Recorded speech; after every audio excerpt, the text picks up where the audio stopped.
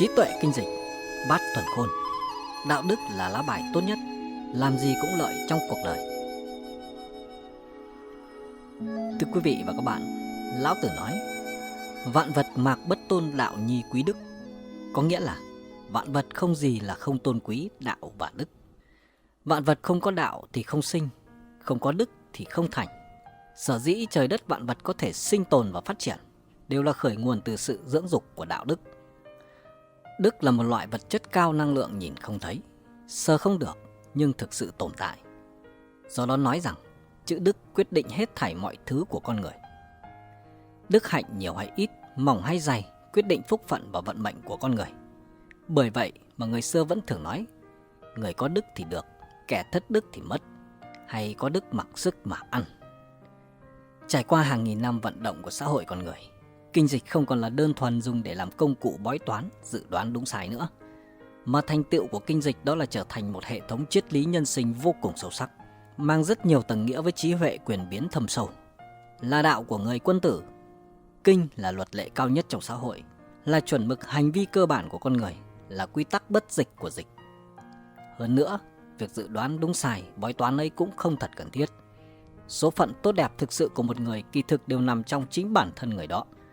Và điều quyết định thật sự số mệnh của con người chính là đức.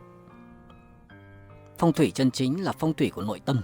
Khi phong thủy trong tâm thuận lợi thì cho dù có phải đối diện với những thách thức bên ngoài, như khó khăn thế nào đi nữa, thì đều có thể gặp giữ hóa lành. Luận ngữ chép: bất hằng kỳ đức, hoặc thừa chi tu. Ngụ ý rằng người không thường giữ đức hạnh quả thực là hổ thẹn. Khổng Tử cũng thường không xem toán mệnh, bởi ông biết rằng phúc họa hư vinh tất cả đều nằm ở đức của con người. Số mệnh của mỗi người kỳ thực không hàm chứa thời cơ và vị thế. Nhân tố quan trọng nhất thực sự quyết định vận mệnh của một người chính là đức. Không có đức, thời cơ đến rồi cũng không nắm bắt được. Không có đức, cho dù ở địa vị cao cũng chỉ là cưỡi ngựa thưởng hoa trong chốc lát. Kinh dịch khôn quái, hào lục nhị có lời: trực, phương, đại, bất tập vô, bất lợi. Nghĩa là có đức thẳng, nết vuông, hành thiện rộng khắp, không tập nhiễm thói hư tật xấu, làm gì cũng lợi. Một người tính tình chất phác, giản dị, chính trực, có tầm nhìn lớn, bất luận đi đến đâu đều sẽ không gặp nguy hiểm hay bất lợi gì. Một mặt khác, nếu chúng ta biết tích đức, tu thân, gặp điều lành dẫu là nhỏ mấy cũng tha thiết mà làm, mà gom, mà góp, cứ như thế thì lo chi không được phúc khánh miên trường. Trong Thái Thượng Cảm Ứng Thiên có câu: họa phúc vô môn, duy nhân tự chiêu.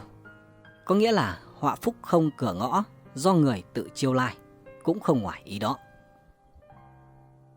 Vương Dương Minh thời nhà Minh là một triết gia, một nhà tâm thuật nổi tiếng, thường nghiên cứu về kinh dịch.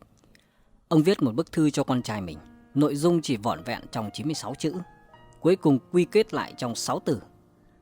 Đó là phàm tố nhân tại tâm địa. Ông nói: phàm tố nhân tại tâm địa hảo thị lương sĩ, tâm địa ác thị hung loại, thí thụ quả, tâm thị đế, đế nhược hoạt, quả tất trụy. Nghĩa là phàm là người thì phải xét đến cái tâm. Người tâm địa tốt là nghĩa sĩ hiển lương, kẻ tâm địa độc ác là chính thuộc loại hung dữ. Ví như quả trên cây, tâm là cuống, nếu như cuống bị hỏng thì quả sẽ rơi xuống. Tâm địa thiện lương, nhân phẩm ngay chính mới là điều trọng yếu của việc làm người. Tâm địa giống như cuống của cây ăn quả, quả đều được kết ở trên cuống. Không có cuống thì sẽ không kết thành quả.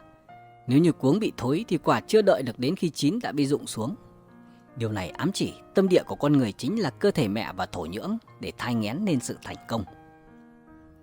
Trong những năm đạo Quang, trong bức thư Tăng Quốc Phiên viết cho người huynh đệ đã nói: chúng ta chỉ có thể dựa vào hai việc, đó là tiến đức và tu nghiệp.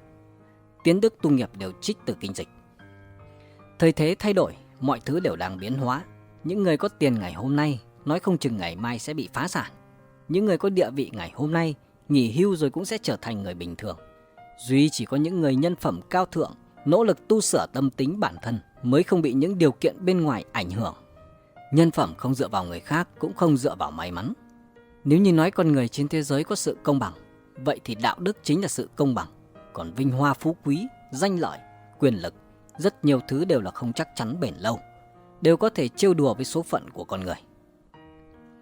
Kim An Thanh thời nhà Thanh có tài cao, Ông có năng lực quản lý tài chính cực kỳ tốt, nhưng tâm thuật bất chính.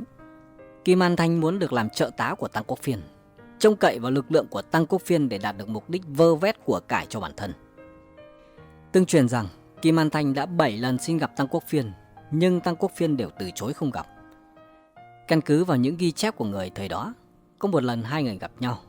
Tăng Quốc Phiên rất mực tôn trọng Kim An Thanh nhỏ tuổi hơn mình. Có người cảm thấy rất kỳ lạ bèn hỏi lý do. Tăng Quốc Phiên nói, hạng người này giống như quỷ thần, tốt nhất là cung kính và tránh xa họ ra. Những người có nhân phẩm kém sẽ bị người khác trốn tránh, không muốn hợp tác. Chỉ có người có nhân phẩm cao đẹp mới có thể thật sự làm người khác an tâm, mới có thể thực sự nhận được sự tín nhiệm từ người khác. Nếu chúng ta tìm hiểu kỹ qua chiết tự của chữ Đức trong tiếng Hán, ta cũng thấy nội hàm bác đại tinh thâm, chứa thiên cơ lớn đến như vậy từ chữ này. Chữ Đức trong Hán tự được chia thành 5 bộ, bao gồm bộ xích, bộ thập, bộ võng, bộ nhất và bộ tâm. Mỗi bộ có ý nghĩa như sau. Bộ xích có nghĩa là bước đi chậm rãi, cũng có nghĩa là đức cần phải tích lũy lâu dài. Muốn tích đức thì cần luôn giữ thiện tâm, không phải là nhất thời hướng chí. Phúc đức là kết quả nỗ lực liên tục của cả một đời người. Thứ hai là bộ thập, có nghĩa là nhiều, là đầy đủ, thập toàn, thập mỹ, 10 phân vẹn 10. Ngụ ý là bất cứ lúc nào hay bất cứ nơi đâu cũng đều phải có thiện tâm, phải đức độ, khoan dung với mọi người. Thứ ba là bộ võng, thực chất là bộ mục, tức là con mắt được viết ở dạng nằm ngang. Nhấn mạnh người có đức có thể nhìn thấy rõ những điều không chân chính, có thể nhận biết được đâu là đúng, đâu là sai, đâu là tốt, đâu là xấu.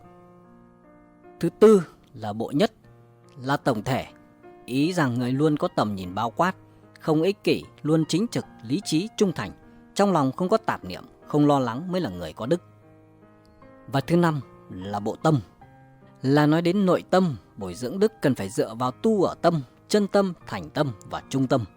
Tâm nằm ở vị trí cuối cùng của chữ đức, cho thấy đức là ở tận đáy lòng. Đức có nghĩa là đạo đức, phẩm hạnh. Những tính tốt như chân thành, kiên trì, nhẫn nại, vị tha, v.v. đều được gọi là đức tính. Người hay làm việc thiện, điều thiện, tấm lòng bao dung lại được gọi là người đức độ.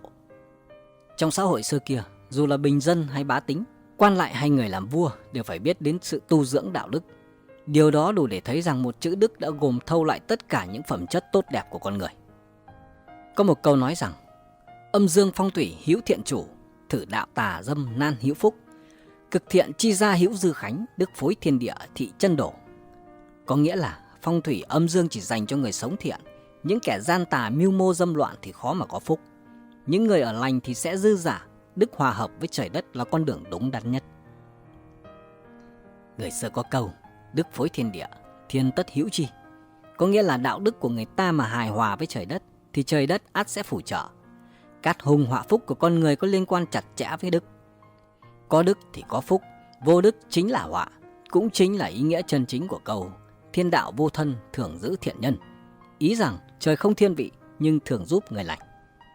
Người xưa cũng nói tiên tích đức hậu tầm long, nghĩa là trước phải có đức, phải tu nhân tích đức, sau mới nghĩ đến chuyện tìm sự giàu sang phú quý. Tầm long nghĩa là đi tìm long mạch tốt để nên tạo sự phát đạt giàu sang. Như đã nói là có câu có đức mặc sức mà ăn, cùng với ý nghĩa tương tự. Chữ đức, hay nói đúng hơn là ăn ở có đức, là điều rất quan trọng. Cho nên trong tử vi, mặc dù coi trọng số phận, vận mệnh của con người, nhưng vẫn có câu đức năng thắng số, cũng là nhằm nhắc nhở người ta hãy biết lấy đức làm trọng, vừa giúp ích cho xã hội, vừa tạo nên số phận tốt hơn cho chính mình. Điều chân quý nhất của đời người chính là đức. Chỉ khi nào có đạo đức tốt, nhân ái, lương thiện thì hạnh phúc thật sự mới tìm đến gõ cửa. Bởi thế cho nên vạn cổ công thành danh hiển đạt, thiên thu đức thịnh tính phồn vinh. Muôn thuở công thành danh hiển đạt, nghìn thu đức sáng họ phồn vinh. Quý vị và các bạn thân mến, quý vị và các bạn vừa nghe xong bài chia sẻ Trí tuệ kinh dịch, bát thuần khôn, đạo đức là lá bài tốt nhất, làm gì cũng lợi trong cuộc đời. Xin chân thành cảm ơn quý vị và các bạn đã dành ra thời gian quý giá của mình để lắng nghe bài chia sẻ. Xin kính chúc quý vị và các bạn cùng gia đình luôn luôn được hạnh phúc, thành công và bình an trong cuộc sống. Xin trân trọng kính chào và hẹn gặp lại.